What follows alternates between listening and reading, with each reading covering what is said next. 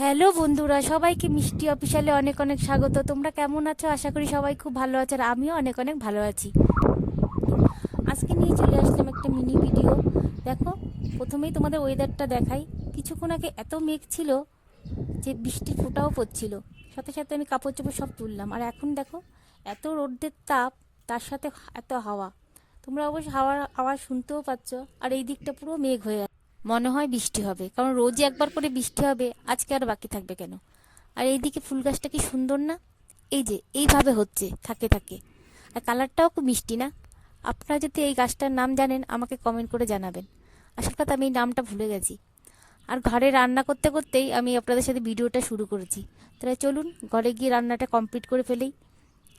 আজকে ভাবছিলাম, ভাজা তো হয়েই গেছে, আর পুঁই শাকের তরকারিও বানিয়ে ফেলেছি। ভাবছি চিংড়ি মাছ ছিল কালকের, ওটা দিয়ে একটু পকোড়া বানাবো। পকোড়া বলো বড়া বলো, যাই হোক, ওটা বানাবো। কিন্তু ভাজা হয়ে গেছে চিংড়িগুলো, যেহেতু রাত্রে এনেছিল, ভেজে রেখেছিলাম। এই যে চিংড়িগুলো, তো ভাবছি এই ভাজা চিংড়ি দিয়েই বানাবো। কাঁচা চিংড়িটা দিয়ে বেশি ভালো হয়, কিন্তু যাই হোক, খেতে যখন ইচ্ছে করেছে, ভাজা চিংড়ি দিয়েই বানাবো আজকে। অন্যরকম স্বাদ। তার জন্য আমি নিয়ে নেব পেঁয়াজ, লঙ্কা আর ধনেপাতা। আর অল্প যেহেতু বেসন আছে, তার জন্য একটু ময়দা মিক্স করে নেব, আর নুন হলুদ, এই দিয়েই আমি করব। তো মোটামুটি এগুলো কেটে নেব। আর মাখাটা আপনাদের দেখালাম না, আর আমি কড়াইতে ভাজা বসিয়েও দিয়েছি। তো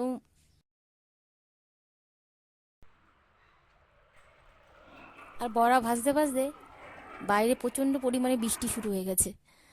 তার জন্য আপনাদের একটু দেখাতে নিয়ে আসলাম। বললাম না, রোজই বৃষ্টি হচ্ছে, আজকে কেন বাদ যাবে? তো শিলংয়ের ওয়েদার এই টাইপেরই হয়, কোনো সময় বৃষ্টি, কোনো সময় রোদ্দু। আর কাপড় দিলে তো কথা নেই, যাও আর আসো, এই করতে থাকি। তো চলুন, বৃষ্টি হতেই থাকবে, আপনাদের রান্নাটা শেয়ার করি।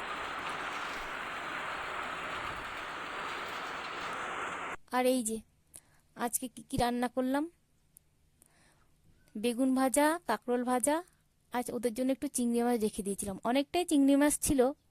আর এই যে চিংড়ি দিয়ে কয়েকটা বড়া করেছি, আর অল্প চিংড়ি দিয়ে একটু ভাপা করেছি পোস্ত সর্ষে দিয়ে। আর কালকেরই শুক্তো অল্প ছিল, পেঁপে ঝিঙে টিঙে দিয়ে।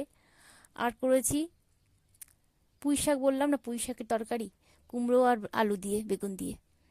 তো এই আমার ছিল আজকের ভিডিও। তো ভালো লাগলে অবশ্যই লাইক শেয়ার কমেন্ট করে দেবেন, আর দেখা হচ্ছে অন্য কোনো ভিডিওতে।